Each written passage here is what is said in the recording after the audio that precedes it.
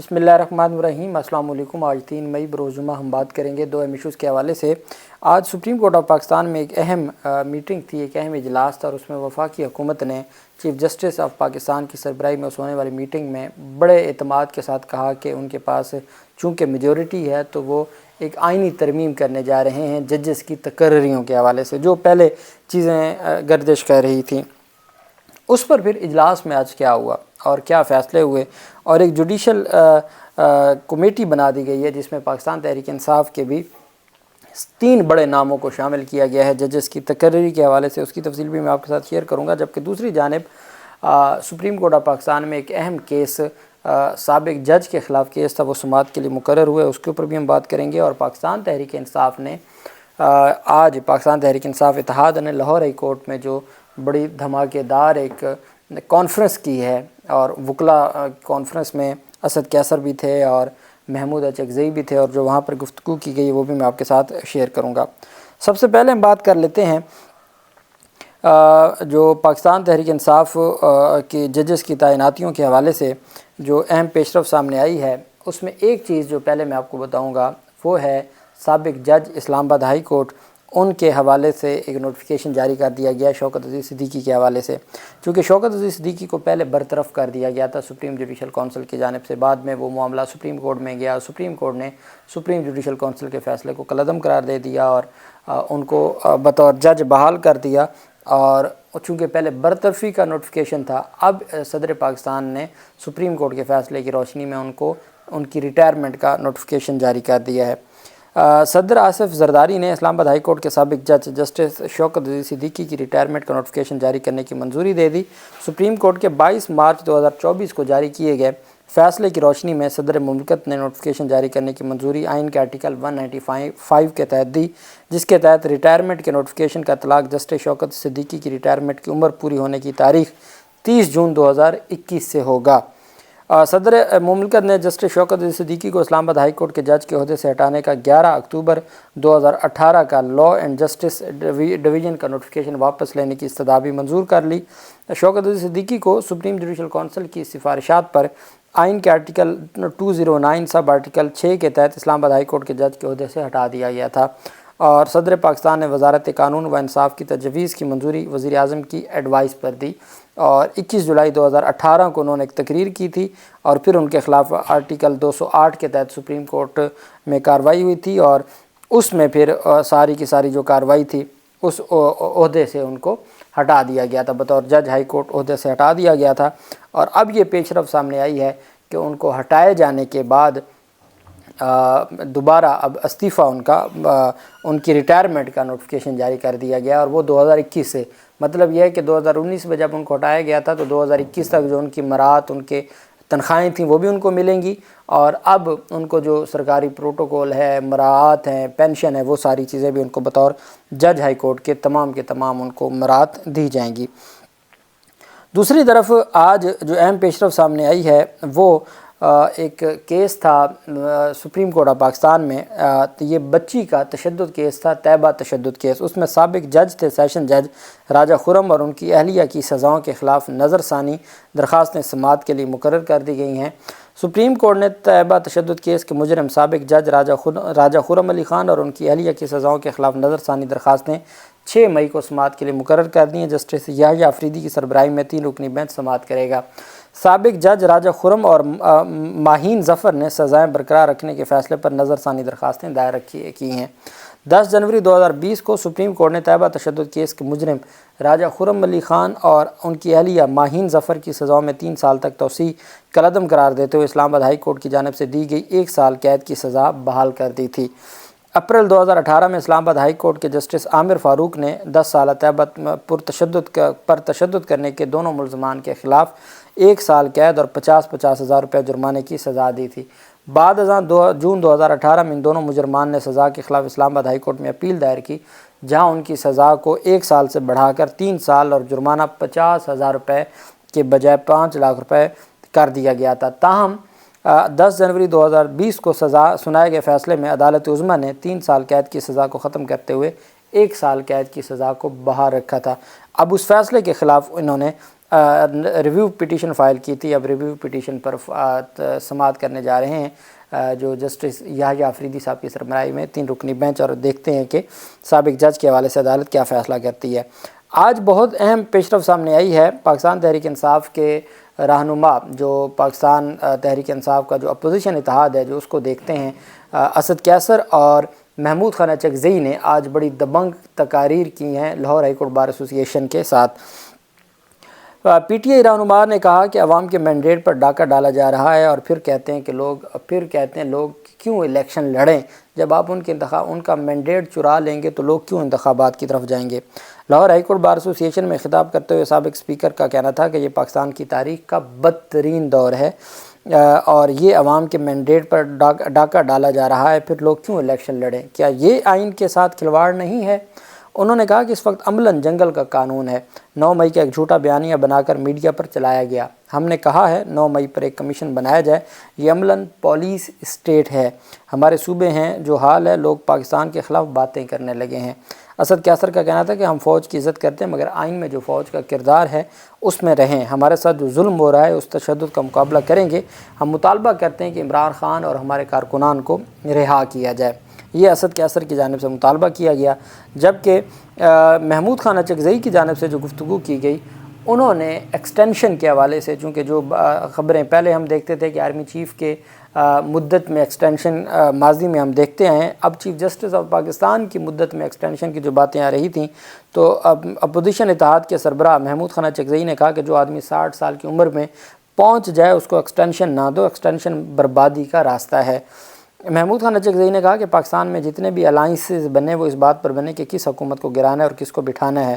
ہمارا یہ واحد الائنس ہے جس کی بنیاد ہے کہ آئین کی بالادستی کرنی ہے. انہوں نے کہا آئین کاغذ کا ٹکڑا نہیں, ایک سماجی معاہدہ ہوتا ہے. ہم جاہل ان پڑھ صحیح لیکن اتنے پاگل نہیں ہیں کہ کہیں ہماری فوج کہ ہم یہ کہیں کہ ہماری فوج مضبوط نہ ہو. انہوں نے کہا کہ 60 کی دہائی میں سوئی کے مقام پر گیس نکلی اور پورے پاکستان کے طول و عرض میں پھیلی. ہمارے علاقے میں آج بھی لوگ جھاڑیاں کاٹ کر روٹی بناتے ہیں.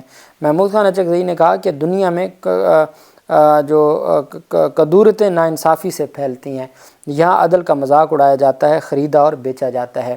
انہوں نے کہا کہ سچ یہ ہے کہ 8 فروری کو الیکشن پاکستان تحریک انصاف جیت چکی ہے. سیاسی لوگ بیٹھ کر اس چوری کا علاج نکال سکتے ہیں. ہم نے تحریک شروع کی ہے, کسی کو گالی نہیں دیں گے, لیکن ہم یہ چاہتے ہیں کہ جو ہمارے ساتھ مذاکرات کی بات کرنا چاہتے ہیں وہ پہلے حکومتیں تو چھوڑیں, اپنا جھوٹا مینڈیٹ چھوڑیں, اور اس کے بعد وہ ہمارے ساتھ بات کریں. اگر وہ ایسے نہیں بات کریں گے تو پھر کسی بھی صورت میں یہ معاملہ آگے نہیں چل سکتا. دوسری طرف جو اہم پیش رفت سامنے آئی ہے وہ جو پاکستان تحریک انصاف کے رہنماؤں پر مشتمل جو ایک کمیٹی بنائی گئی ہے, اس میں یہ بیسیکلی وفاقی کمیٹی ہے, جو پارلیمنٹ کی کمیٹی ہے, پارلیمانی committee.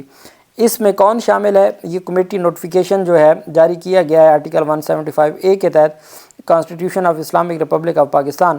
Opposition in the house of the leader of the جو leader of the house and the leader of the opposition in the senate and the national assembly have nominated the following members of the parliament to be the members of the parliamentary committee on the ججز appointment in the superior courts. کہ یہ جی committee بنائی گئی ہے.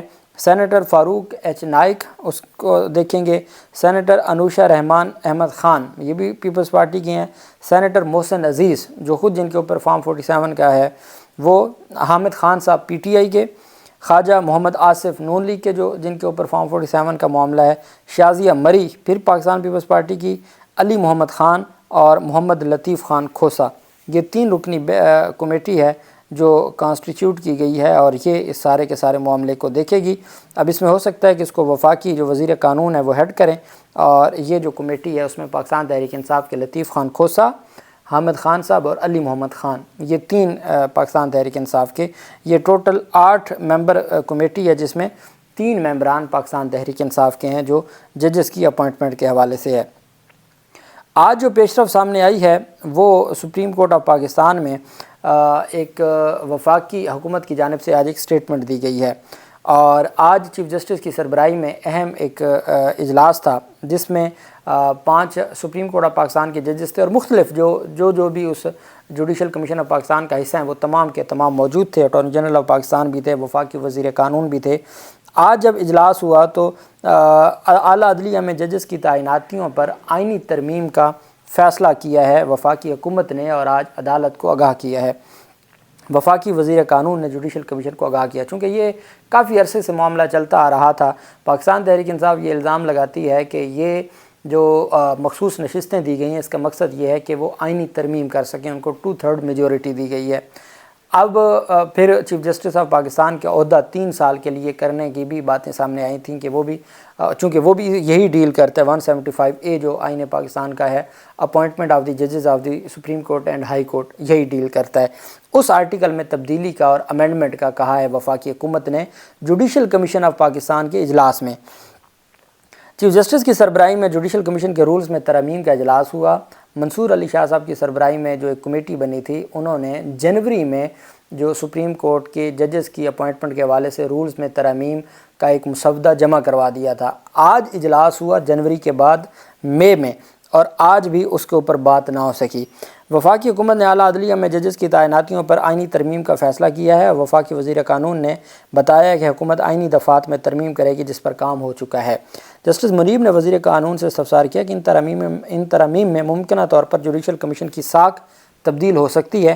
وزیر قانون نے جواب دیا کہ اس بات کا بھی واضح امکان ہے۔ جسٹس منیب نے کہا پھر کمیشن کے رولز میں مجوزہ تبدیلیوں پر بحث کی ضرورت ہی نہیں ہے۔ جب آپ آئینی ترمیم کرنے جا رہے ہیں تو پھر کیا فائدہ یہاں رولز کی ترمیم پر ہم بیٹھے رہیں۔ جسٹس منیب نے کہا پھر کمیشن کے رولز میں مجوزہ تبدیلیوں پر بحث کی ضرورت ہی نہیں ہے۔ Chief justice Lahore high court Malik Shahzad نے رائے دی کہ آئینی ترمیم جب ہوگی تو تب دیکھی جائے گی، فی الحال ان رولز پر اتنا کام ہوا ہے تو یہ محنت ضائع نہ ہو۔ جسٹس یحییٰ افریدی کا کہنا تھا کہ ان حالات میں تو میری رائے یہ ہے کہ ان مجوزہ رولز پر کوئی رائے نہیں دوں گا۔ جوڈیشل کمیشن کے تمام ججز نے جسٹس یحییٰ افریدی سے اتفاق کیا۔ چیف جسٹس نے کہا کہ رولز پر بحث بے شک مؤخر کر دیں، لیکن ہائی کورٹ میں مزید ججز کی ضرورت ہے۔ Chief justice Peshawar high court نے رائے دی کہ پشاور ہائی کورٹ میں ججز کی تعیناتی میں موجودہ رولز پر کی جائے، جس پر ہائی کورٹس کے دیگر chief justices Peshawar high court کے چیف جسٹس کی رائے سے اتفاق کیا کہ کم از کم ہائی کورٹ میں جو موجودہ رولز ہیں ان پر آپ تعیناتیاں ہونے دیں، جو کہ بڑی تعداد میں تعیناتیاں رکی ہوئی ہیں۔ چیف جسٹس آف پاکستان نے کہا کہ ججز بے شک رائے ابھی نہ دیں، بار کونسل نمائندے رولز پر موقف دینا چاہتے ہیں تو ان کو سن لیتے ہیں۔ بار کونسلز کے نمائندوں نے بھی رولز میں ترامیم پر بحث مؤخر کرنے کی رائے دی۔ حکومت کی طرف سے ممکنہ آئینی ترمیم کے حوالے سے جوڈیشل کمیشن کو بھی آگاہ کر دیا گیا۔ اب یہ اجلاس غیر معینہ مدت کے لیے ملتوی کر دیا، اور وہ جو رولز میں ترمیم کا مسودہ تھا اس پر ڈسکشن نہ ہو سکی۔ اب 8 مئی کو معزز سپریم کورٹ آف پاکستان سماعت کرنے جا رہی ہے۔ اب اگر منصور علی شاہ صاحب کی سربراہی میں 3 رکنی بینچ الیکشن کمیشن کے فیصلے، چونکہ انٹرم ریلیف کے طور پر وہ اگر سسپینڈ کر دیتے ہیں الیکشن کمیشن کے فیصلے کو اور پشاور ہائی کورٹ کے فیصلے کو، تو مطلب جو مخصوص نشستیں جنہوں نے پی ٹی آئی کی مخصوص نشستیں جو حکومتی اتحاد نے لی ہیں وہ سارے سسپینڈ ہو جائیں گے۔ وہ سسپینڈ ہو جائیں گے تو حکومت کے پاس تو آئینی ترمیم کا جو فگر ہے وہ بھی ختم ہو جائے گا، ان کے پاس تو آئینی ترمیم کے جو نمبرز ہیں وہی نہیں ہوں گے۔ تو اب سب سے اہم چیز یہ ہے کہ ایکسٹینشن کے حوالے سے جو باتیں کی جا رہی ہیں، 8 مئی کی جو پاکستان تحریک انصاف کی درخواست پر جو مخصوص نشستوں پر منصور علی شاہ صاحب کی سربراہی میں 3 رکنی بینچ سماعت کرنے جا رہا ہے، وہ میں سمجھتا ہوں فیصلہ کن ہے۔ اگر تو اس دن کچھ نظر آ گیا تو پتہ چل جائے گا کہ کیا معاملات واقعی کسی ایکسپینشن کی طرف جا رہے ہیں، اور اگر اس دن تگڑے طریقے سے چیزوں کو دیکھا جاتا ہے تو پھر اس کا مطلب ہے کہ حکومت کے پاس تو نمبر ہی نہیں رہیں گے۔ صورتحال دلچسپ ہوتی جا رہی ہے۔ جو بھی تفصیلات ہوں گی آپ کے ساتھ شیئر کرتے رہیں گے۔ اللہ پاک پاکستان کامیاب و ناصر ہو۔ بہت شکریہ۔ اللہ حافظ۔ پاکستان زندہ باد۔